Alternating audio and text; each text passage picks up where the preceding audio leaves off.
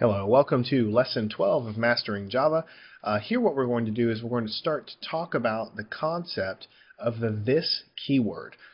It's one of those things, my job in teaching you programming, I think, is number one, to show you what you need to know, and then also show you some things that you probably won't use that much, but that you're almost certainly going to see when you start reading books in programming, because I can only take you so far in this format here. Eventually, you'll graduate beyond my lessons, and you'll go read books and enhance your programming skills. And you're going to come across some things that people write in their code, and you'll be like, "Wow, I never learned that." And so it'll seem complicated. In fact, it's not complicated. One of them is called the this keyword, THIS, the this keyword. Basically, if you remember, I told you here. So, for instance, let's go and look at this method down here, this one right here, fuel needed, right? So when we define this method, basically it returns a double value, and it takes as an argument a time in terms of a double, right? And then it returns a value which is the fuel burn rate, that's gallons per hour multiplied by the time. So what you get is gallons back for however many hours you're in the air. So for a Cessna to fly 4.2 hours it takes, then you just call the method with 4.2 in terms of hours, and then when it comes down into this method, 4.2 gets multiplied by the fuel burn rate. But we've mentioned several times before, which fuel burn rate does it get multiplied by? Well, I have two objects defined. Which one does it get multiplied by? Well, since it was the Cessna object that was calling the method, then when it comes down here, it uses the fuel burn rate for the Cessna object. It just kind of implicitly implies that when you call a method that's associated with an object, that whenever you're operating on these member variables, you're operating on the variables associated with that object. So it's going to use the fuel burn for the Cessna.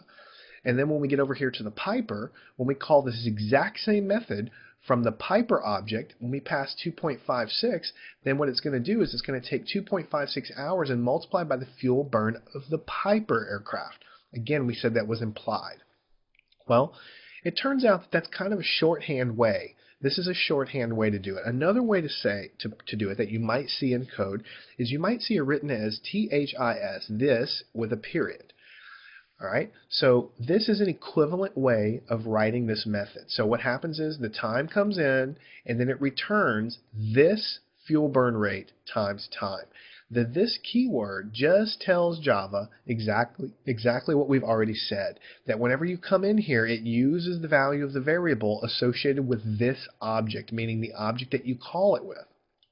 So if I'm calling it with the Piper, then it comes down here, and then this is telling it, hey, use the value associated with this object, quote unquote this, which means the one that I've actually called it with. So this guy here, this line here with this keyword is exactly functionally the same as this, and without that word. In fact, this is basically a shorthand way of writing this right here. So essentially, I could go back up here for fuel capacity for the previous method, and I can put this fuel capacity and this fuel burn rate. And so what that's doing is whenever I calculate the endurance of the aircraft, it's going to come into this method, and what's going to happen is it's going to use the fuel capacity with this object, or the object that I call with, divided by the fuel burn rate of the current object that I'm calling with. So that this keyword is just there to tell you as you read the code, because a lot of times you might read this initially if I didn't harp on it so much, and you might say, well, which fuel capacity am I using? The this keyword is there to remind you that it's just whichever one you call it with, or whichever object it's associated with.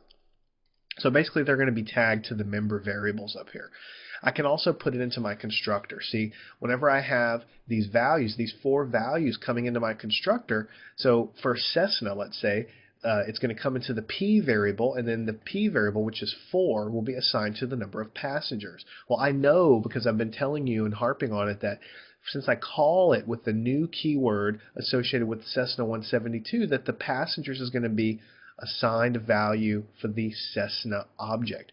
But I could also make it absolutely clear by putting the this keyword there. I could put the this keyword there, and I could put the this keyword there, and I could put the this keyword there. So basically I'm putting the this keywords in anything in my class that references a member object or a member variable. And it just says that whenever I come in and execute on any of these things, I'm using the particular value here associated with that object. So now when I run this guy again, you can see that the code executes exactly the same as it did before.